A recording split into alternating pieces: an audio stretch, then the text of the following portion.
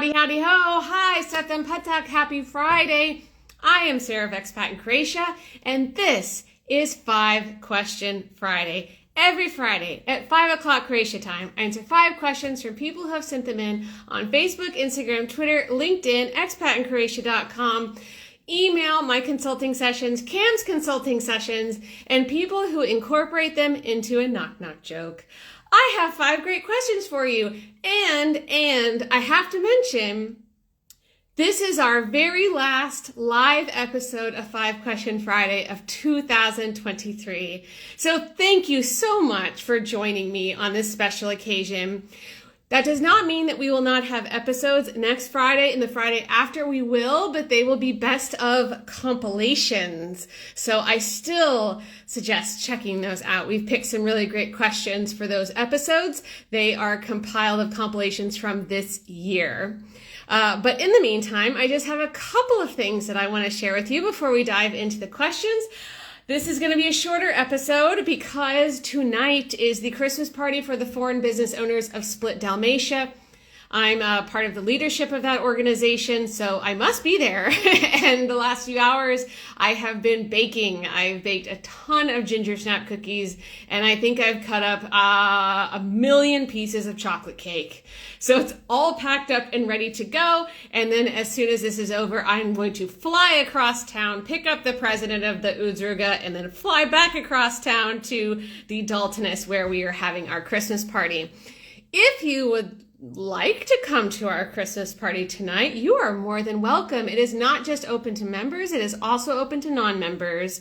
So it's just €10 entrance, and that gets you access to food and my cake and cookies and all the wine you can drink and lots of great company. So come on down, 7 p.m. the Daltonus. I also put the invite in our stories today so you can check out more information there. Oh, what else do I have to tell you? Is there anything else? No, I think that's it. I think that's it for today. Oh my goodness, all this week, it's just been furious, like trying to get everything for end of year done so that we can start 2024 work. You know, December is usually our quietest time because that's when everyone else is everyone is focused on the holidays, so they're not really focused on figuring out how to get residence or citizenship or whatever. And so we use this quiet time to kind of close out the year and then prepare for the next year. And we have a giant list of stuff to do. So even though it is quiet from one perspective, it's actually a really busy time for our team. So it feels like we're getting so much done. It's a very, very nice feeling. So I'm going to go ahead and dive into the questions. Thank you so much for being here. If you're just joining us, I am Sarah of Expat in Croatia, and I'm going to answer 5 questions about Croatia. Okay, this first one is from Luko. He sent this in through the 5 Question Friday form, and I want to note, he'll say this, and when I read his question, it'll be obvious, but I want to note, this person is a Croatian citizen. And I get the impression that he's a Croatian citizen who's lived in Croatia his whole life. And we also help native Croatians who live in Croatia, have lived there their whole lives, because we specialize in bureaucracy for everybody. It's not just residence and citizenship. It's everything related to living and working in Croatia. So we do help native Croatians from time to time. And this is one example. So I'm going to go ahead and read his question to you. I am a Croatian national and my fiance is Mexican. We are planning a wedding in Mexico in March. Do I, as a Croatian national, need to do anything in Croatia before that? So no, you don't, but you do have to do stuff after that. So that's what I want to talk about. So every Croatian citizen is required to report all of their marriages, their divorces, and if they become a widow to Croatia, specifically Matični ured.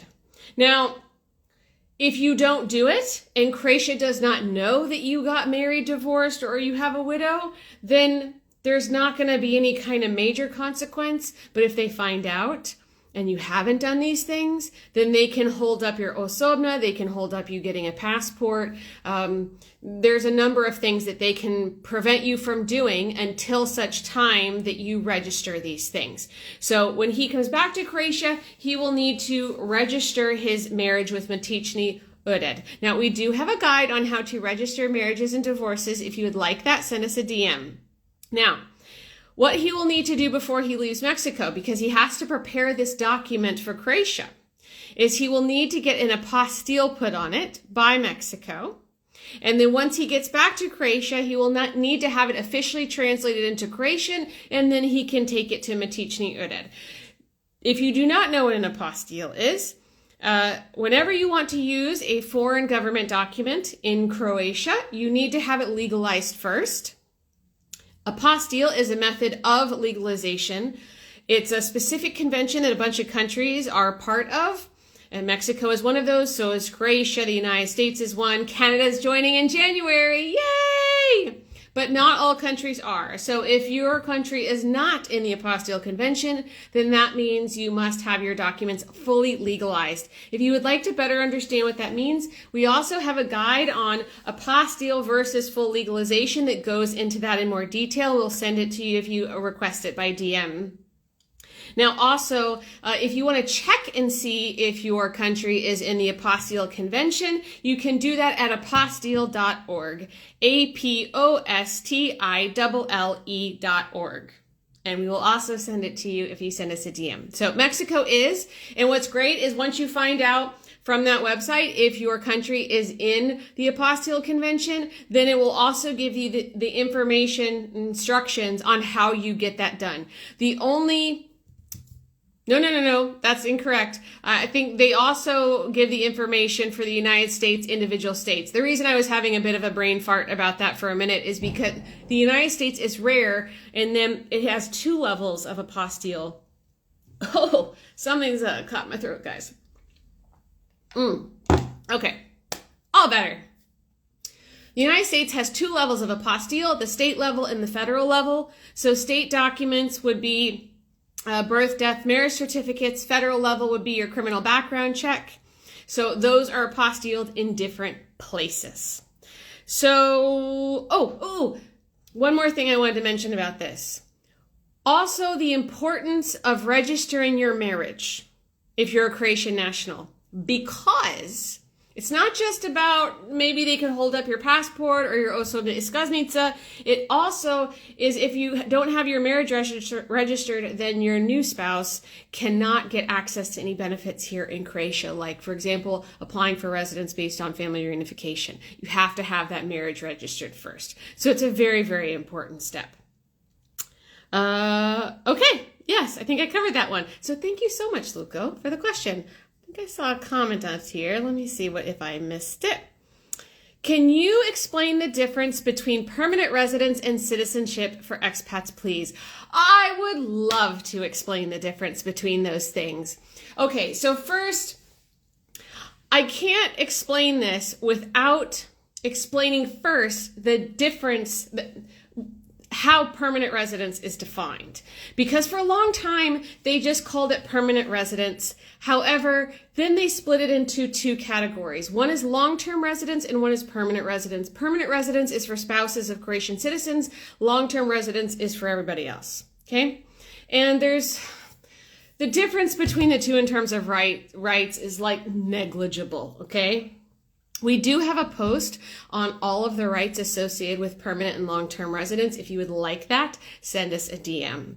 So with permanent residence or long-term residence, it's super rad. It means that you have the right to work freely. So you don't need a work permit.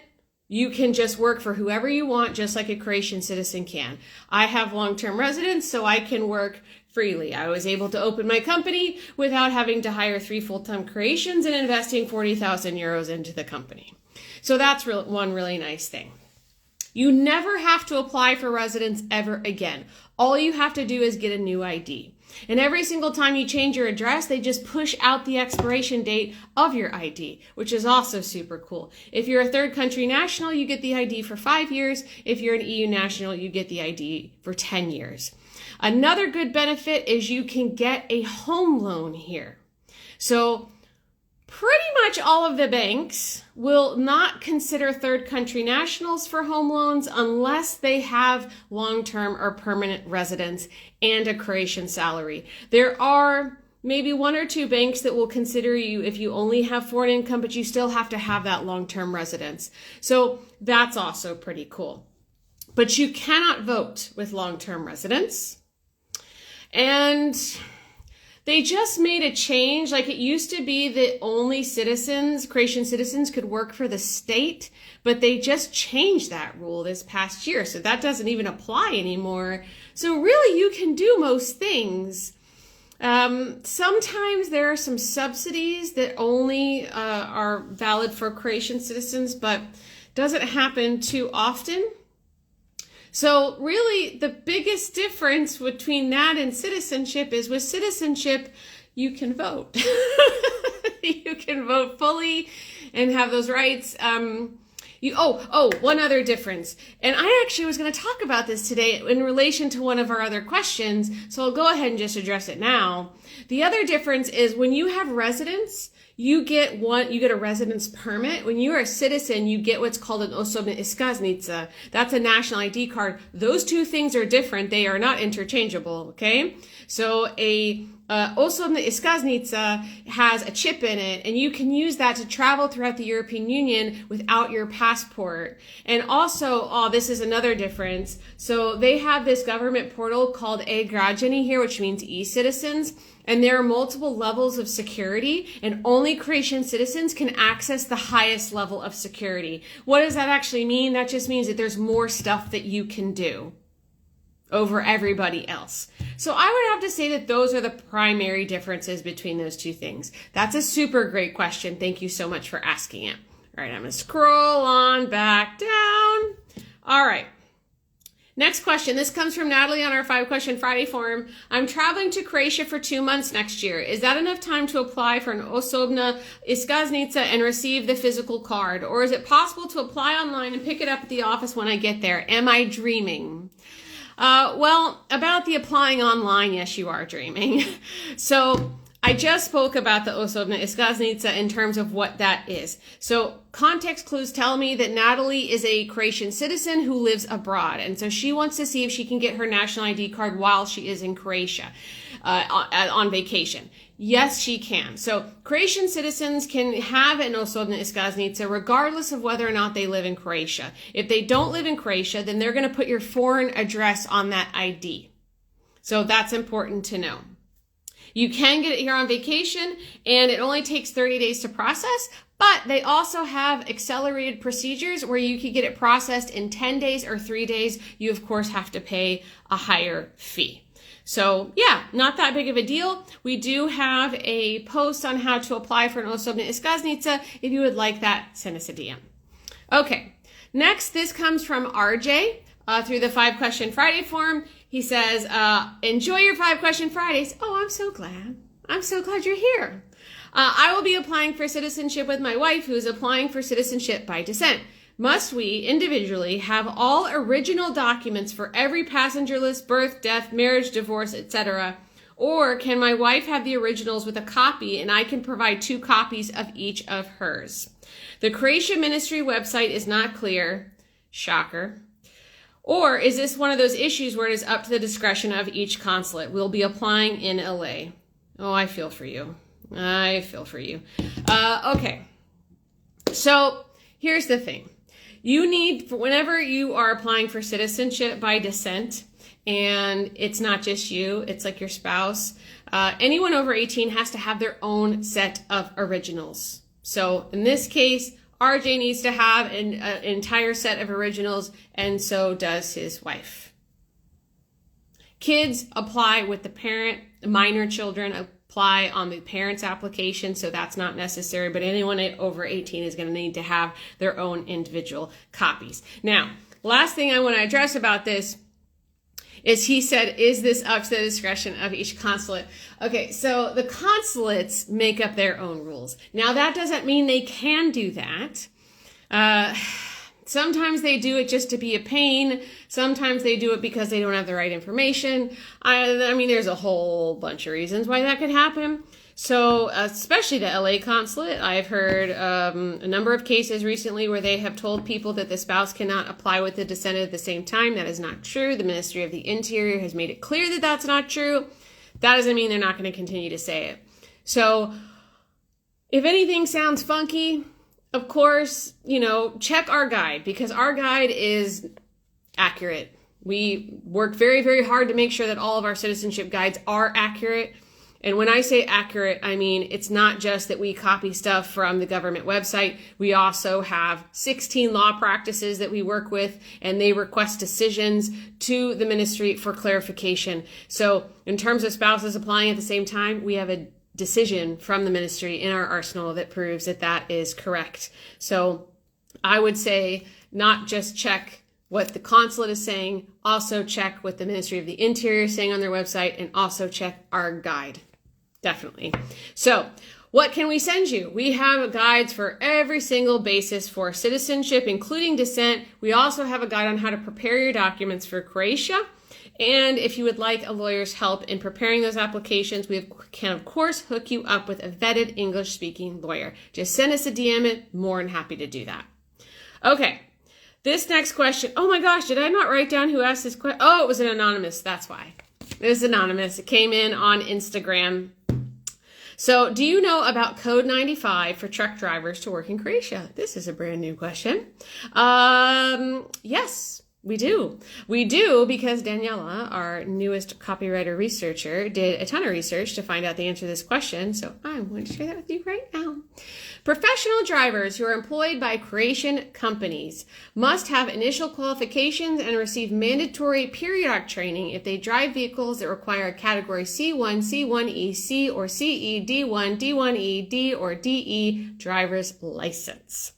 The documentation required for such an application include a copy of the driver's license, a copy of the identity card, and a certificate of professional training for the professional motor vehicle driver for all those who took the C category after September 10th, 2009. I wonder what happened on that day. The police department, MUP, responsible for issuing the driver's license based on the certificate or based on the training, enter Code 95 on the license. That means that if you go through this training, you need to get a new copy of the license so that they can put Code 95 on the back of it. Thank you so much for that question. All right. Next, this comes from Michael on our 5-Question Friday form. What are the landline internet access options? I have difficulty keeping a consistent connection in Novalja. The service is provided by Max TV. I was wondering if this is a common issue on the islands or throughout the country, or do I just have a poor setup and need to upgrade? Thank you so much for everyone at Expat in Croatia does to help lost folks out. I don't think I read that properly. Thank you so much. Well, we're super honored for the privilege. So, okay, first I want to make a clarification. Novalja is on the island of Pag. Croatia has many, many, many islands. So when I answer this question, I'm doing it about all islands, not just about island Pag. If you've not been to Pag, it's worth a visit. So unfortunately, many Croatian islands and rural areas do not have great infrastructure or infrastructure at all for cable or high-speed internet. The current fixed telecom network is not profitable to telecom providers, so they do not invest in new infrastructure often. There are several internet and mobile phone providers in Croatia. Their coverage is usually listed on their websites. Now, Hrvatski Telekom, which is like Croatian T-Mobile, is the largest private investor in digital infrastructure in Croatia, and most locations will be best covered by this network. Yes, that's absolutely true. Their customer service kind of blows, but their services, they do have the most extensive service. But of course, it's on a case-by-case basis, depending on which provider is best for your location. One island might be better served by Hrvatski Telekom. One might be better served by Telemak, for example. So the biggest providers are Hrvatski Telekom, A1, Telemak, and Iskon. Now, this is something I wanted to make sure that we shared with you because I thought it was pretty cool. I remember when this happened. In Croatia, in 2015, high-speed internet became a legal right of every citizen. That means that every citizen has the right to internet access, no matter their background or where they live. The initiative is supported by the UN, UNESCO, Amnesty International, and many other NGOs. But in real life, that doesn't necessarily mean that you're going to have access to it. You have a right to have access to it, but you may not have access to it because of the infrastructure. And because of this right, this legal right that they made, that's why there are some places that have free Wi-Fi around the cities. Zagreb is a really good example of that. So on the islands, okay. Sorry, I got like 5 trains of thought going on in my head all at the same time. So if you're on the islands, I want to expand a little bit about what we mean about infrastructure, because usually the internet on the islands can be heavily impacted by weather. So storms, wind, etc. So that's also important to know.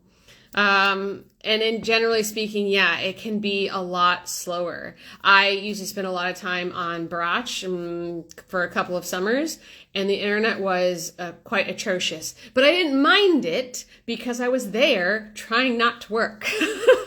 But if that's where you live full time, I could see how that could really be tough. So if you're considering moving to an island and internet is important to you, which is pretty much important to everybody,